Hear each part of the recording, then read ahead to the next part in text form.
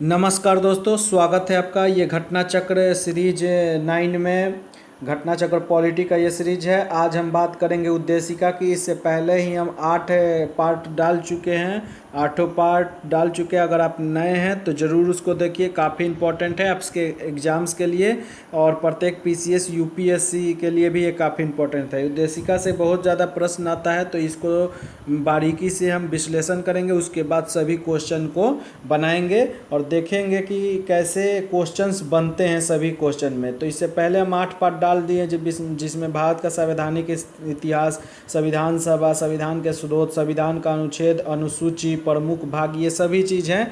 आज हम उद्देशिका के बारे में चर्चा करेंगे और इसके टोटल क्वेश्चन को सॉल्व करेंगे। तो लास्ट तक बने रहिए और चैनल पर नए हैं तो सब्सक्राइब कर दीजिए जल्दी से, ताकि जो भी हम वीडियो अपलोड करें उससे आप अपने एग्जाम्स में लाभ उठा सकें। तो सबसे पहले देखिए दोस्तों, कुछ बात करते हैं पृष्ठभूमि की जो उद्देशिका के प्रति है। देखिए, जवाहरलाल नेहरू ने, आपको बता दें कि 13 दिसंबर 1946, नोट करते जाइएगा जो इम्पोर्टेंट डेट है, 13 दिसंबर 1946, ये वो दिन था जब संविधान सभा की कौन सी बैठक हुई थी? तीसरी बैठक।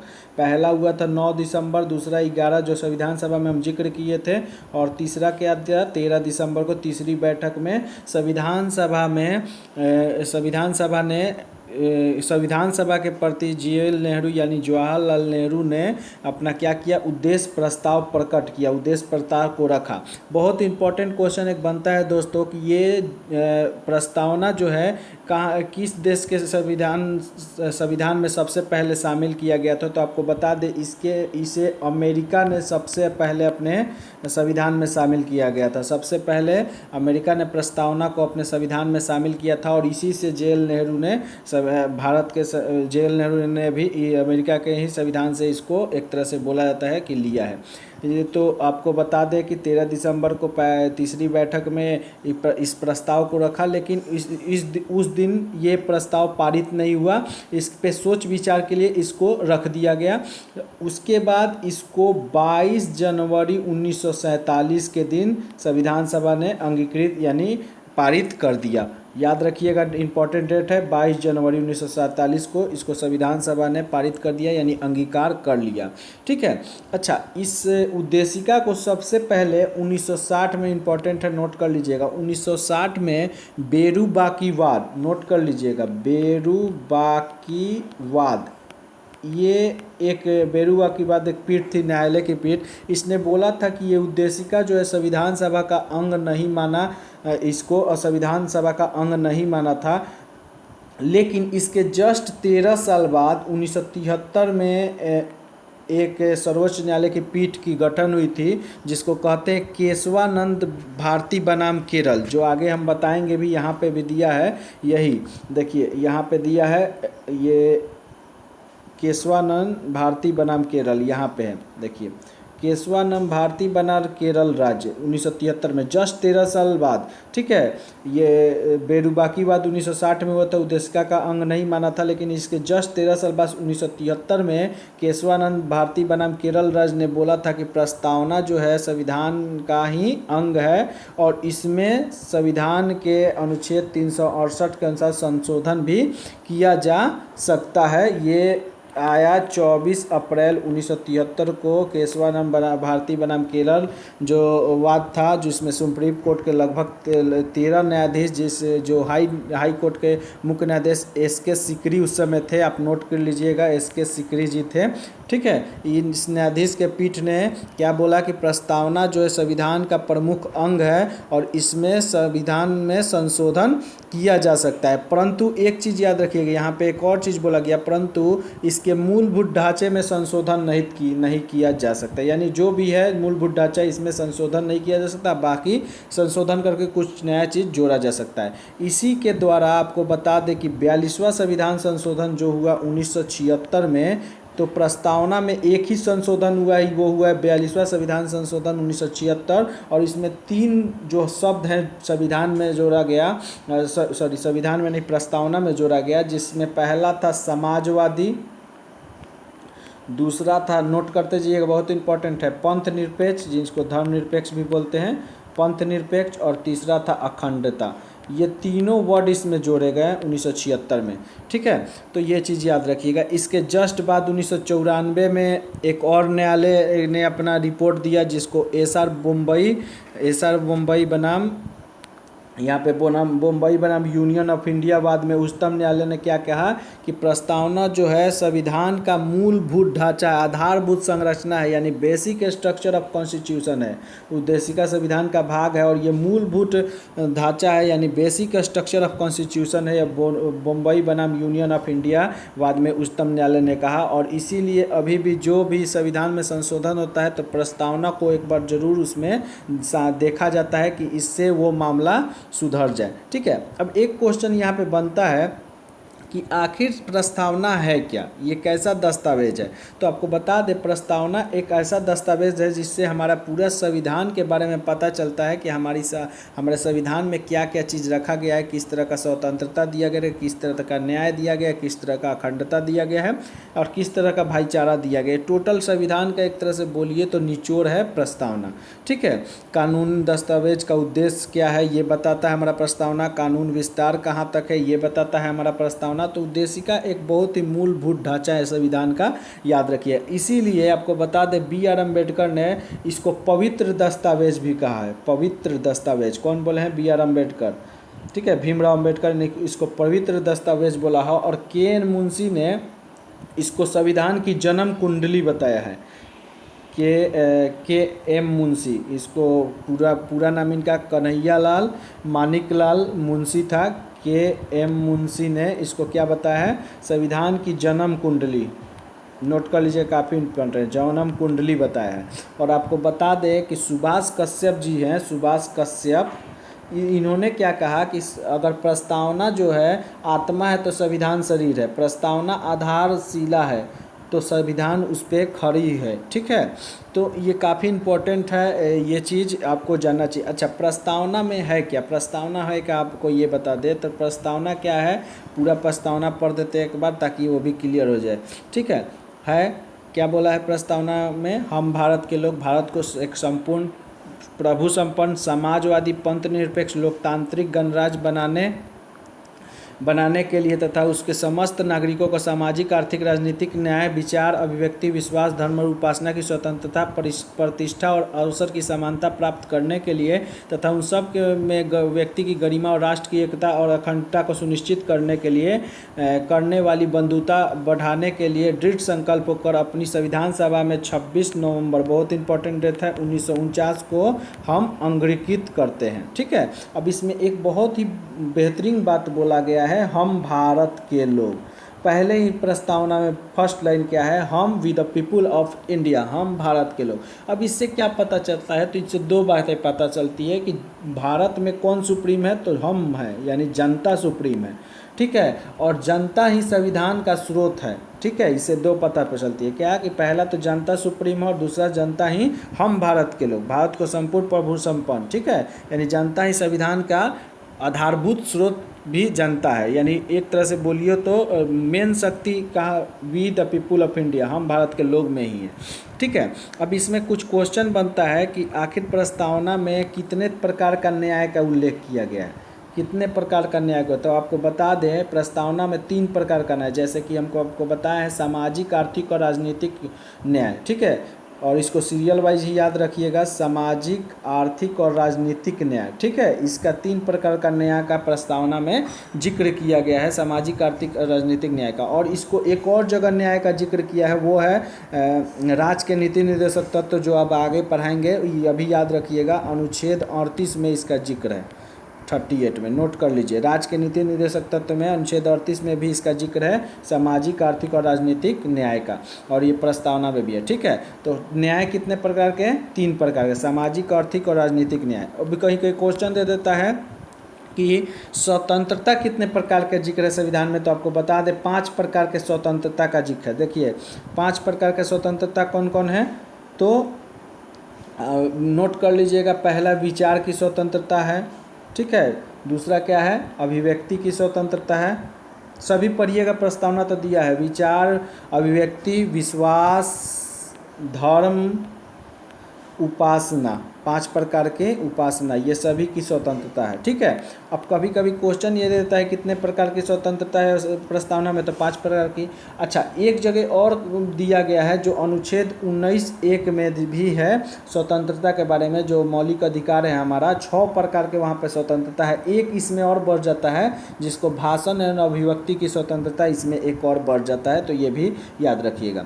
अच्छा, ये हो गया स्वतंत्रता की बात। अब प्रस्तावना कितने प्रकार के समानता की बात बताता है, तो आपको बता दें कि 2 प्रकार के समानता, 3 न्याय, 5 हो गया आपका स्वतंत्रता, और 2 समानता और 1 भाईचारा की बात बता रहा है। 2 समानता कौन कौन है, तो याद रखिए, बहुत इंपॉर्टेंट है दोस्तों, याद रखिएगा। पहला समानता है प्रतिष्ठा और दूसरा समानता है अवसर।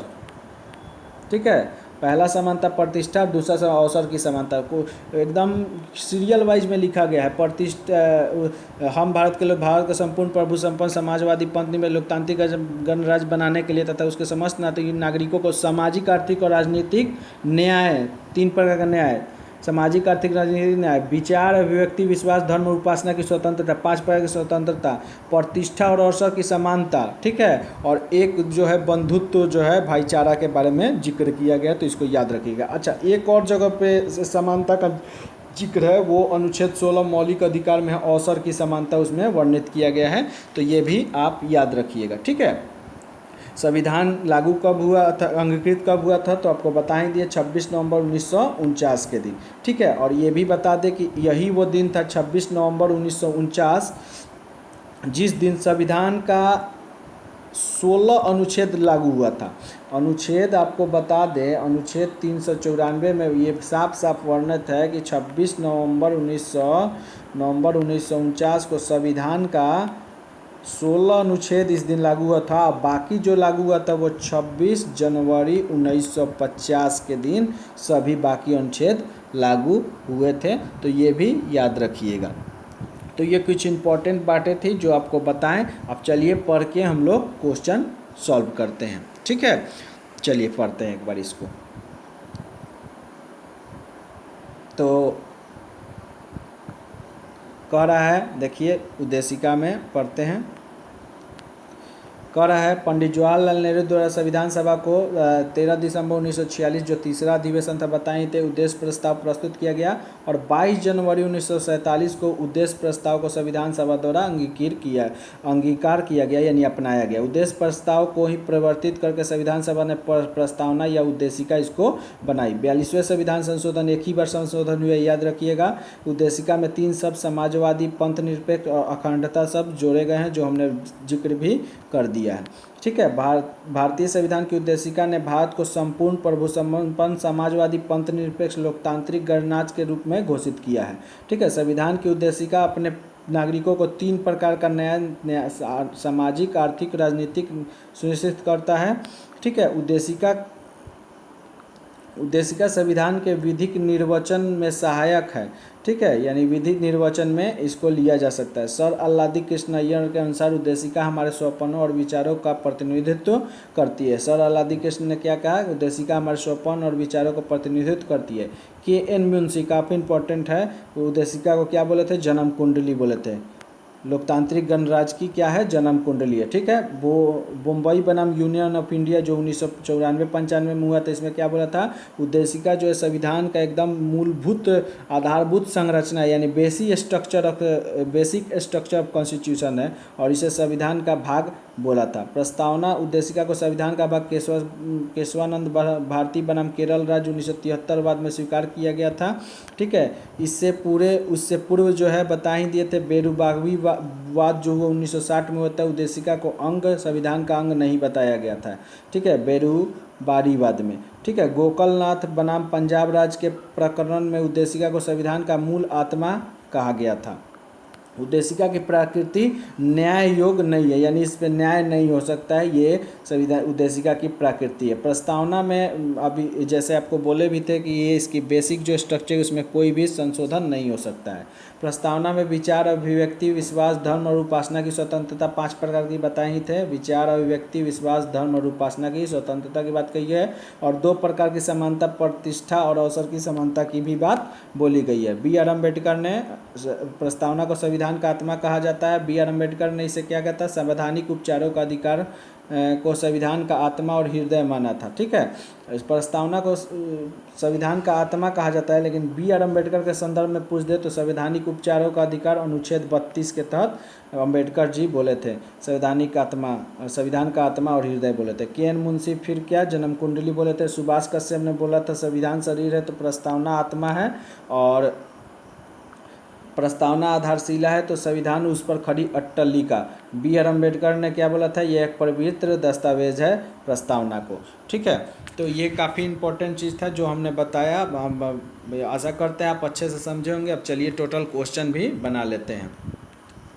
चलिए देखिए पहला क्वेश्चन क्या है, पहला क्वेश्चन आईएएस का क्वेश्चन है, और पहला क्वेश्चन में ही आपको दे दिया है कि हम भारत के लोग भारत को एक संपूर्ण प्रभु, पूरा प्रस्तावना ही दे दिया है। संपूर्ण प्रभु संपन्न समाजवादी पंथ निरपेक्ष लोकतांत्रिक गणराज्य बनाने के लिए तथा उसके समस्त नागरिकों को सामाजिक आर्थिक राजनीतिक न्याय विचार अभिव्यक्ति विश्वास धर्म और उपासना की स्वतंत्रता प्रतिष्ठा और अवसर की समानता प्राप्त करने के लिए तथा उन सब में व्यक्ति की गरिमा राष्ट्र की एकता और अखंडता सुनिश्चित करने वाली बंधुता बढ़ाने के लिए दृढ़ संकल्प होकर अपनी इस संविधान सभा में आज यही भरना है। तो ये क्या होगा बताएंगे, तो 26 नवंबर 1949 को अंगीकृत किया गया था, तो वही दिया गया है 26 नवंबर 1949 को एतद द्वारा इस संविधान में अंगीकृत अधिनियमित और आत्मसमर्पित करते हैं। आंसर नंबर क्या हो जाएगा, बी हो जाएगा। ठीक है, ये इसका क्वेश्चन है। नेक्स्ट क्वेश्चन देखते हैं। भारत गणतंत्र की 26/1/1950 को सही संवैधानिक वस्तु स्थिति क्या थी जब संविधान लागू हुआ था, तो बताना है क्या थी उस समय।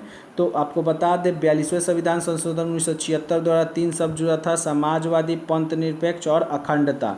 ठीक है, तो इससे पहले क्या था, तो हम भारत के लोग भारत को संपूर्ण प्रभु संपन्न समाजवादी नहीं था, सीधा लोकतांत्रिक गणराज्य था। ऑप्शन क्या हो जाएगा, सी हो जाएगा। पढ़ लेते हैं। ठीक है, 1950 में भारतीय गणतंत्र को संवैधानिक वस्तु स्थिति भारतीय संविधान की तात्कालिक उद्देशिका के अनुसार संपूर्ण प्रभु संपन्न लोकतांत्रिक गणराज्य थी। समाजवादी पंथ निरपेक्ष अखंडता क्या है, 42वें संविधान संशोधन 1976 के धारा 2 के तहत जोड़ा गया है। ठीक है, जो जैसा कि हम बताएं। नेक्स्ट क्वेश्चन देखते हैं। भारत के संविधान निर्माताओं का मत निम्नलिखित में से किसमें प्रतिबिंब है, तो उद्देशिका से ये प्रतिबिंबित होता है। ठीक है, पढ़ लीजिए। भारत के संविधान निर्माताओं का मत जो है उद्देशिका प्रियम्बल में प्रतिबिंबित होता है। यह संविधान निर्माताओं की मन स्थिति को समझने की एक कुंजी भी है। यह संविधान निर्माताओं के सिद्धांत को प्रदर्शित करता है। संविधान की प्रस्तावना ने देश के नियति को आकार देने में प्रमुख भूमिका निभाई है। 13 दिसंबर 1946 को इसको दिया गया था, जिसे स्वीकार 22 जनवरी 1947 को इसे पारित किया गया था। यही चीज़ बोल रहा है। हमारे संविधान में हमारे राष्ट्र का उल्लेख किन किन नामों से किया गया है, तो आपको बता दे दो बार भारत नाम का उल्लेख है और 2 नामों से भारत और इंडिया का उल्लेख किया गया है। जैसा कि अनुच्छेद 1 में उल्लेखित है, क्या है, भारत अर्थात इंडिया, यानी 2 नाम है, एक भारत और एक इंडिया। ठीक है, राज्यों का संघ है। चलिए नेक्स्ट क्वेश्चन देखते हैं। भारत में कह रहा है, वही क्वेश्चन आ गया, न्याय स्वतंत्रता और समानता और बंधुत्व कितने प्रकार का था। न्याय बताए थे 3 प्रकार के, स्वतंत्रता के 5 प्रकार के, समानता 2 प्रकार का, बंधुत्व 1 प्रकार का बताए थे। सामाजिक आर्थिक और राजनीतिक न्याय और विचार अभिव्यक्ति विश्वास धर्म उपासना की स्वतंत्रता, प्रतिष्ठा और अवसर की समानता और बंधुत्व एक भातृत्व था। ऑप्शन नंबर क्या हो जाएगा, 1 हो जाएगा। 3 5 2 1। ठीक है, तो वही चीज़ दिया गया है। चलिए नेक्स्ट क्वेश्चन देखते हैं। भारतीय संविधान की प्रस्तावना के सिलसिले में निम्नलिखित में कौन सा क्रम सही है, तो सही क्या है, हम भारत के लोग भारत को संपूर्ण यानी सार्वभौम सत्ता संपन्न जनवादी का उल्लेख नहीं है। जनवादी का उल्लेख भारतीय संविधान में नहीं है, और ये सब में जनवादी है, इसलिए ये गलत हो गया है। इसमें से किसी भी नहीं होगा, क्योंकि आप पढ़ सकते हैं प्रश्न में दिए गए विकल्प में संविधान की प्रस्तावना वर्णित किया गया कोई भी नहीं है। ये भारतीय राज्य व्यवस्था के स्वरूप का वर्णन करते हैं। इसमें से समाजवादी और पंथ निरपेक्ष शब्द को 42वें संविधान संशोधन जो जोड़ा गया है। ठीक है, इसमें आगे देखिए, यहाँ पे दिया है जनवादी यानी पीपुल्स शब्द का उल्लेख भारतीय में उद्देशिका में नहीं उल्लेखित है, यह चीन की संविधान में उल्लेखित है जनवादी। ठीक है, चलिए नेक्स्ट क्वेश्चन देखते हैं। 7वां नंबर, भारतीय संविधान की प्रस्तावना में भारत के किस रूप में घोषित किया गया है, तो एक सार्वभौमिक प्रजातंत्र, एक सार्वभौमिक समाजवादी धर्मनिरपेक्ष प्रजातांत्रिक गणतंत्र। ठीक है, हम भारत के लोग भारत को एक संपूर्ण यानी सार्वभौमिक समाजवादी पंथ निरपेक्ष प्रजातांत्रिक गणतंत्र घोषित किया गया। सी इसका आंसर हो जाएगा। ठीक है, अच्छा अब कह रहा है शब्दों पर विचार कीजिए और बताना है, यह शब्दों पर विचार कीजिए। सबसे पहले कौन शब्द आया है, तो फिर अपना याद कीजिए, हम भारत के लोग भारत को एक संप्रभु संपन्न सार्वभौमिक सी हो जाएगा। ठीक है, उसके बाद समाजवादी ए हो जाएगा, उसके बाद सार्वभौमिक समाजवादी पंथ निरपेक्ष यानी धर्मनिरपेक्ष यानी डी हो जाएगा, तब ही हो जाएगा, यानी 1 2 3 4 यानी CADB, CADB। ठीक है, ए नंबर इसका आंसर हो जाएगा। चलिए 42वें संविधान संशोधन द्वारा क्या क्या जोड़ा गया है, तो बता ही दे कौन कौन। एक समाजवादी, एक पंथ निरपेक्ष और एक अखंडता। ठीक है, तो इसमें अखंडता नहीं है, तो 1 और 3 यानी बी नंबर इसका आंसर हो जाएगा। ठीक है, नेक्स्ट क्वेश्चन, समाजवादी शब्द किस संशोधन द्वारा, तो 42वें संविधान संशोधन द्वारा समाजवादी, पंथ निरपेक्ष और अखंडता। तो कितने आसानी से आप क्वेश्चन बना ले रहे हैं, देखिए। नेक्स्ट क्वेश्चन देखते हैं। नेक्स्ट क्वेश्चन 11 नंबर, 42वें संविधान संशोधन के माध्यम से क्या जोड़ा गया है, तो समाजवादी पंथ निरपेक्ष, सी नंबर आंसर हो जाएगा। नेक्स्ट क्वेश्चन, भारतीय धर्मनिरपेक्ष व समाजवादी 42वें संविधान संशोधन हो जाएगा, सी नंबर। ठीक है, नेक्स्ट क्वेश्चन देखिए, धर्मनिरपेक्ष राज्य वर्णित है, किस में वर्णित है भाई धर्मनिरपेक्ष राज्य, तो अभी बताए हैं किसमें, संविधान के प्रस्तावना में वर्णित है धर्मनिरपेक्ष राज्य। ठीक है, जो कि 42वें संविधान संशोधन 1976 में जोड़ा गया था। अच्छा 1975 तक क्या क्या चीज़ था, ठीक है, तो अखंडता तो बाद में जोड़ा गया 76 में। ठीक है, बंधुत्व भाईचारा कौन सा नहीं था ये पूछ रहा है, ये क्या पूछ रहा है कि भारतीय संविधान के प्रस्तावना में कौन नहीं था, तो अखंडता 1976 में जोड़ा गया है, तो यही हो जाएगा डी नंबर। बंधुत्व था, संप्रभु समानता था, डी है। ठीक है, 3 चीज़ जोड़ा गया है, कौन कौन, समाजवादी, पंथ निरपेक्ष और अखंडता। ठीक है, चलिए नेक्स्ट क्वेश्चन देखते हैं। कह रहा है क्वेश्चन बताना है, विचार करना है, कथन दिया है और बताना है कि कौन सही है इनमें से। देख लेते हैं, पंडित नेहरू द्वारा प्रस्तुत ऑब्जेक्टिव प्रस्ताव अंतर्निहित उद्देशिका बनाई, सही है, तीसरे अधिवेशन में संविधान सभा के प्रस्तुत किए थे। इसकी प्रकृति न्याय योग्य नहीं है, ये भी सही है। इसका संशोधन नहीं किया जा सकता, इसमें संशोधन तो हुआ है भाई 1976 में, तो ये गलत है। संविधान में विशिष्ट प्रावधानों को ये रद्द नहीं कर सकता है, तो ये भी सही है। ये उद्देशिका जो है संविधान के विशिष्ट प्रावधानों को रद्द नहीं कर सकता, यानी 1 2 और 4 इसका आंसर हो जाएगा। देख लेते हैं 1 2 4 यानी बी नंबर इसका आंसर हो जाएगा। बहुत ही आसानी से सभी क्वेश्चन आप सॉल्व करेंगे अगर हमारा लेक्चर पूरे अच्छी तरह से सुने हैं तो। पंडित नेहरू ने 13 दिसंबर वही चीज़ दिया है और 22 को इसको अंगीकार किया गया है। ठीक है, और फिर वही चीज़ है कि प्रस्तावना का विधिक स्वरूप यह है कि इसे लागू नहीं किया जा सकता, इसकी प्रकृति न्याय योग्य नहीं है, यद्यपि संविधान के विशिष्ट प्रावधानों को यह रद्द नहीं कर सकती।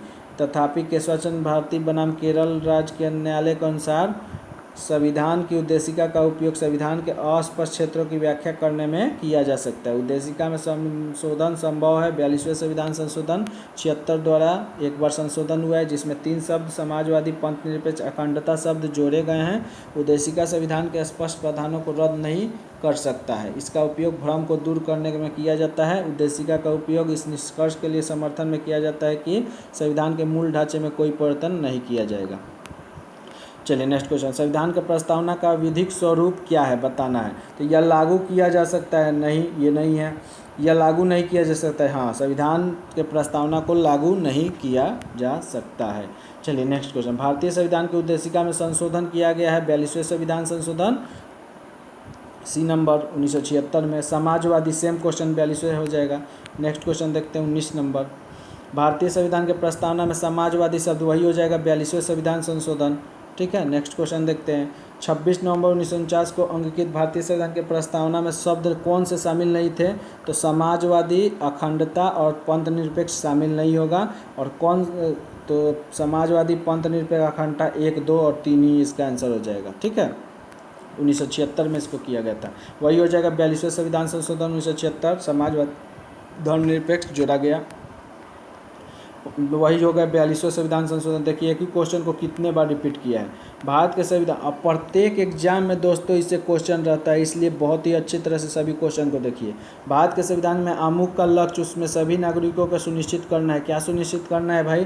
तो सामाजिक आर्थिक न्याय सही है, सामाजिक आर्थिक राजनीतिक न्याय, विचार और व्यक्ति की स्वतंत्रता ये भी सही है, अवसर की समानता ये भी सही है, व्यक्ति की प्रतिष्ठा यही सुनिश्चित करना है, व्यक्ति की प्रतिष्ठा यह भी सही है, व्यक्ति की प्रतिष्ठा भी सुनिश्चित होता है, यानी उपयुक्त सभी हो जाएगा, चारों इसका आंसर हो जाएगा डी नंबर।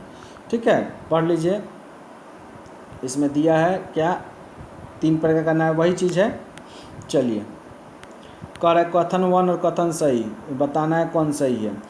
भारत एक संपूर्ण प्रभु संपन्न समाजवादी धर्मनिरपेक्ष लोकतांत्रिक गणराज्य है। 42वें संविधान संशोधन 1976 द्वारा संपूर्ण प्रभुत्व संपन्न लोकतांत्रिक गणराज्य के स्थान पर प्रतिस्थापित किया गया है। तो एकदम सही है, ए भी सही है, और ए आर की व्याख्या कर रहा है क्योंकि इसी में ये जोड़ा गया था। ठीक है, आगे आइए। भारत में लैंगिक सार्वभौमिकता है, क्योंकि संविधान की प्रस्तावना आरंभ होती है किससे आरंभ होती है? हम भारत के लोग से, हम भारत के लोग शब्दों से। अच्छा, लैंगिक सार्वभौमिकता क्या है? तो समान रूप से सभी नागरिकों को बता दें कि लैंगिक सार्वभौमिकता मतलब ये होता है कि समान रूप से सभी नागरिकों को अधिकार प्राप्त है, यही लैंगिक का मतलब होता है। नेक्स्ट क्वेश्चन देखते हैं। हम भारत के लोग किस में है? तो संविधान की प्रस्तावना डी इसका आंसर हो जाएगा। ठीक है, नेक्स्ट क्वेश्चन देखिए। सभी व्यक्ति पूर्ण और समान रूप से मानव है, यह सिद्धांत क्या होगा? वही चीज़ बोले हैं, सार्वभौमिकता हो जाएगा, लैंगिक सार्वभौमिकता। ठीक है, पढ़ लीजिए। सभी व्यक्ति पूर्णता और समान रूप से मानव, यह सिद्धांत सार्वभौमिकता के नाम से जाना जाता है। इस सिद्धांत के अनुसार यदि सभी व्यक्ति उसके मानव अधिकार का समान रूप से बिना किसी विभेद के यानी कोई भी, सभी भारत के संविधान के अनुसार सभी व्यक्ति समान हैं। ठीक है, भारत के संदर्भ में निम्न में से कौन सा धर्मनिरपेक्ष शब्द का सही भाव व्यक्त करता है? यानी धर्मनिरपेक्ष का सही भाव का मतलब क्या हुआ कि भारत का कोई धर्म नहीं है, राज्य के तरफ से कोई धर्म नहीं है, ये धर्मनिरपेक्ष का मतलब नहीं है। यानी वो किसी भी धर्म, सभी धर्म को समान निगाहों से देखता है, एक समानता के भाव से। ठीक है, तो राज्य में अनेक धर्म नहीं, भारतीय धार्मिक स्वतंत्रता पर नहीं, और धर्मानुपालन व्यक्ति की इच्छा पर नहीं, भारत में राज्य का कोई धर्म नहीं है, यही हो जाएगा डी नंबर। भारत में पंथ निरपेक्ष धर्मनिरपेक्ष राज्य होने का यही भाव यह है कि भारत में राज्य का कोई धर्म नहीं है, सभी धर्मों को आपको बता दें, सभी धर्मों के राज्य में के द्वारा सम्मान जो है अधिकार मिले हैं, प्रशय अपेक्षित है। Next question. संविधान में उद्देशिका में नहीं है, क्या चीज़ नहीं है भाई? तो समाजवादी हैं ही, पंथ निरपेक्ष हैं ही, प्रभु संपन्न है ही, लोक कल्याण नहीं है, डी आंसर हो जाएगा। ठीक है, आगे आइए। Next question. भारतीय संविधान के प्रस्तावना निम्नलिखित में किस स्वतंत्रता का वर्णन नहीं है? विचार की स्वतंत्रता वर्णन है, विचार प्रकट करने की ये भी वर्णन है, विश्वास की स्वतंत्रता, आर्थिक स्वतंत्रता नहीं है। आर्थिक क्या है? न्याय है। ठीक है, आर्थिक न्याय, सामाजिक, आर्थिक और राजनीतिक न्याय, 3 प्रकार का न्याय है। देखिए IAS 2017 में पूछा है। ठीक है, भारतीय संविधान के प्रस्तावना सामाजिक, आर्थिक और राजनीतिक न्याय, देखिए यहाँ पे दे ही दिया, और 5 प्रकार का आपका स्वतंत्रता का उल्लेख है। ठीक है, विचार, अभिव्यक्ति, विश्वास, धर्म और उपासना। ठीक है, प्रतिष्ठा और अवसर 2 प्रकार का समानता है, और 1 प्रकार का भाईचारा है। चलिए नेक्स्ट क्वेश्चन। कौन सा भारतीय संविधान की प्रस्तावना में उल्लेखित नहीं है, ये बताना है। तो कौन सा नहीं है भाई? सामाजिक न्याय है ही, आर्थिक न्याय है, राजनीतिक न्याय नहीं है, धार्मिक न्याय नहीं है, इसमें ऊपर देखे ही है। कह रहा है कौन सा कथन सही है, इनमें से बताना है। 1950 में समाजवादी धर्मनिरपेक्ष शब्द 1950 में लागू संविधान के अंग नहीं थे, यही सही है, क्योंकि 1976 में समाजवादी धर्मनिरपेक्ष 42वें संविधान संशोधन के तहत लागू किया गया था। आगे है ये, भारतीय संविधान का कौन सा भाग संविधान की आत्मा कहा जाता है? तो देखिए इसमें कन्फ्यूजन है, संवैधानिक उपचारों का अधिकार इसमें सही मारेंगे, लेकिन आपको बता दें कि जो UPPCS माना था, इसको उद्देशिका को माना था। तो एक चीज़ याद रखिएगा आप, ऐसे क्वेश्चन जब भी है तो यहाँ पे भीमराव अंबेडकर जब भी दे दे, यानी भीमराव अंबेडकर के द्वारा संवैधानिक आत्मा कौन कहलाता है, तो आप मारेंगे संवैधानिक उपचारों का अधिकार। लेकिन अगर इसी तरह दे दे भारतीय संविधान का कौन सा भाग संविधान का आत्मा है, तो आपको उद्देशिका ही मारना है, और वही सही भी होगा। ठीक है, देखिए जैसे यहाँ पे दिया है, देखिए भारतीय संविधान की उद्देशिका को संविधान का आत्मा कहा जाता है। के एन मुंशी ने इसे राजनीतिक जन्म कुंडली भी कहा है। सुभाष कश्यप ने कहा संविधान शरीर है तो प्रस्तावना आत्मा है, वही चीज़ जो पहले आपको बता दी है। लोक सेवा आयोग जो है उत्तर प्रदेश ने इस कथन का उत्तर उद्देशिका को माना है, जैसा अभी आपको बताएं। ज्ञात है कि डॉक्टर बी आम्बेडकर ने संवैधानिक उपचारों के संशोधन की आत्मा का वो हृदय कहा था। संवैधानिक उपचारों के अधिकार को संविधान का आत्मा और हृदय कहा था, ये बी आर अम्बेडकर ने। यदि अम्बेडकर के संदर्भ में यह प्रश्न है तो ऑप्शन क्या हो जाएगा, डी हो जाएगा, जैसा कि आपको बताए हैं। चलिए नेक्स्ट क्वेश्चन देखते हैं। भारतीय संविधान की प्रस्तावना को हमारे संप्रभु प्रजातांत्रिक गणराज्य जन्म कुंडली किसने कहा था, तो अभी बताए हैं के एन मुंशी ने। डी नंबर इसका आंसर हो जाएगा। ठीक है, के एन मुंशी ने भारतीय संविधान की प्रस्तावना को हमारे संप्रभु प्रजातांत्रिक गणतंत्र की जन्म कुंडली कहा था। नेक्स्ट क्वेश्चन, संविधान को एक पवित्र दस्तावेज किसने कहा था, तो बी आर अम्बेडकर ने एक पवित्र दस्तावेज कहा था संविधान को। बी आर अम्बेडकर ने संविधान को एक पवित्र दस्तावेज कहा था, बी आर अम्बेडकर ने। और 29 अगस्त 1947 को संविधान सभा ने बी आर अम्बेडकर की अध्यक्षता में प्रारूप समिति के गठन की थी, जिसमें 7 सदस्य थे। पहले इसके बारे में हम लोग चर्चा किए हैं संविधान सभा में, और बहुत ही अच्छी तरह से ट्रिक से इसको 7 सदस्य को भी याद करवा दिए हैं। अगर आप वो वीडियो नहीं देखे हैं तो वो वीडियो ज़रूर देखिए दोस्तों। अच्छा लगे तो लाइक कीजिए, सब्सक्राइब कीजिए, शेयर कीजिए।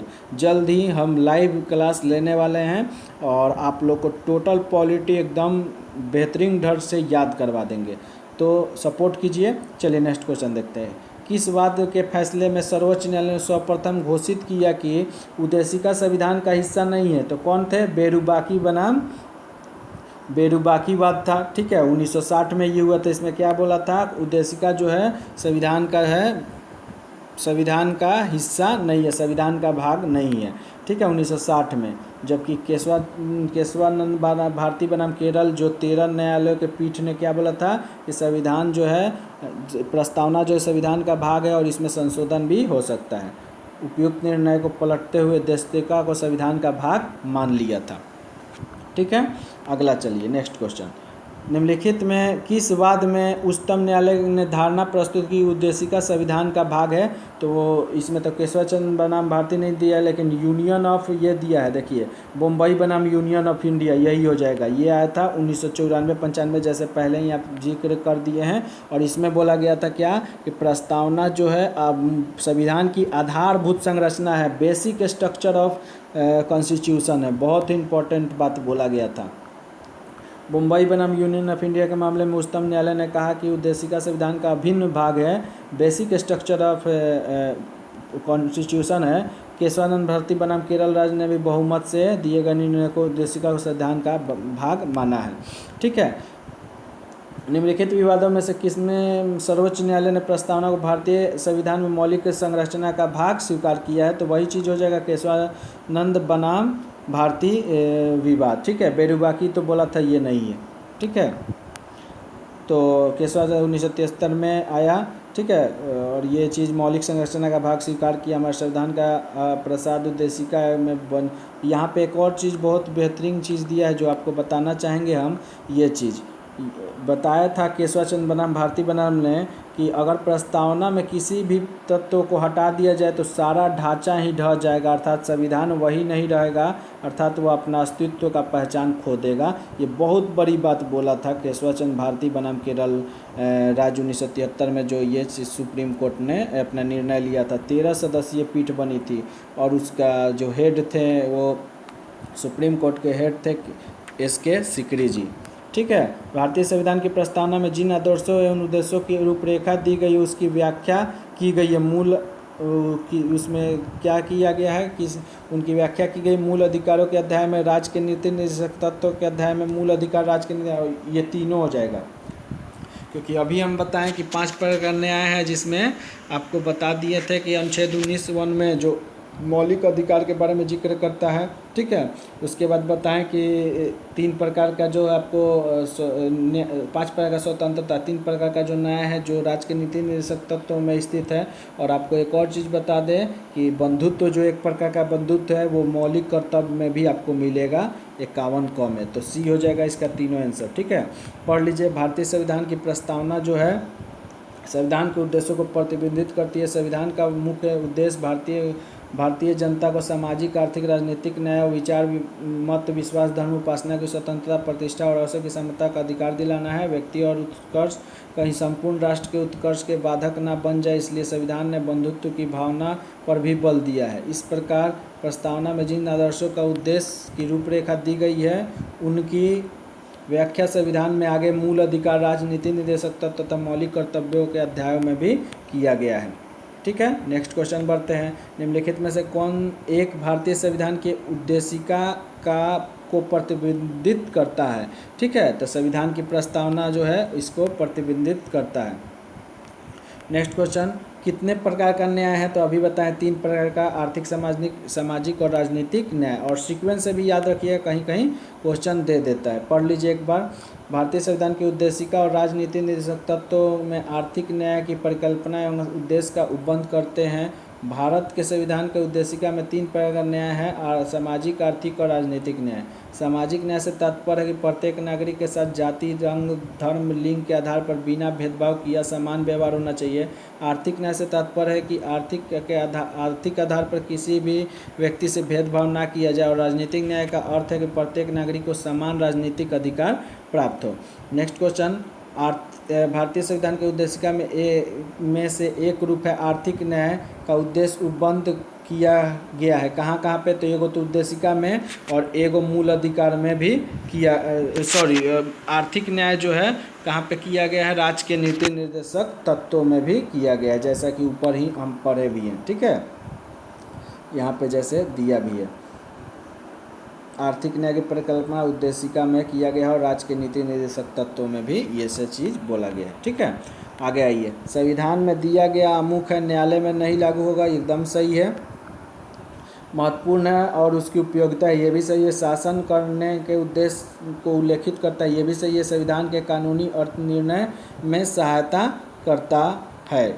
ठीक है, तो ऐसे ये चारों सही है आपका, 1 2 3 4। ठीक है, चारों सही है। और इसी को आइए पढ़ लेते हैं। भारतीय संविधान के आमुख का उद्देशिका कहा गया है, यानी उद्देशिका को ही आमुख कहते हैं, प्रियम्बल्स को। और इसमें सभी प्रकार के चारों कथन सत्य है। ठीक है, लेकिन कोई भी ऑप्शन चारों में नहीं दिया, इसीलिए इसको स्टार बना दिया यहाँ पे। ठीक है, नेक्स्ट क्वेश्चन पढ़ते हैं। कौन सही है बताना है इसमें से? सामाजिक समानता संविधान में प्रत्याभूत नहीं है। देश में सामाजिक समानता पहले से ही विद्यमान थी, नहीं, ये तो प्रस्तावना में लाई गई है, ये भी नहीं होगा। सी नंबर सही होगा, सामाजिक समानता संविधान में प्रत्याभूत है, जिसे प्रस्तावना में लाया गया है। ठीक है, तो यहाँ पे देख सकते हैं आप, संविधान के अनुच्छेद 14 से 18 के तहत प्रदत्त समता के अधिकार में विभिन्न प्रावधानों के तहत सामाजिक समानता प्रतिभूत की गई है। प्रस्तावना में भी सामाजिक न्याय प्राप्त करने की बात कही गई है। तो इस तरह करके हमने उद्देशिका के टोटल क्वेश्चन को घटना चक्र सीरीज से ख़त्म कर दिया, और आशा करते इससे ज़्यादा क्वेश्चन तो आया नहीं। Total UPPCS, UPSC, BPSC, JPSC, या टोटल पीसीएस का क्वेश्चन हमने बहुत ही अच्छी तरह से बताया। दोस्तों, अच्छा वीडियो लगा है, लाइक कीजिए, सब्सक्राइब कीजिए, शेयर कीजिए, ज़्यादा से ज़्यादा शेयर कीजिए दोस्तों। ठीक है, नेक्स्ट चैप्टर में हम बात करेंगे शासन प्रणाली के बारे में, और जानेंगे कि कहाँ पे कौन शासन प्रणाली है, और पूरे विश्लेषण के साथ इसको भी पढ़ेंगे। ठीक है, और एक और चीज़ बता दें कि भूगोल का भी आपका सीरीज चल रहा है, उसको भी देखते रहिए, बने रहिए हमारे साथ, जुड़े रहिए। Thank you, all the best for your examination.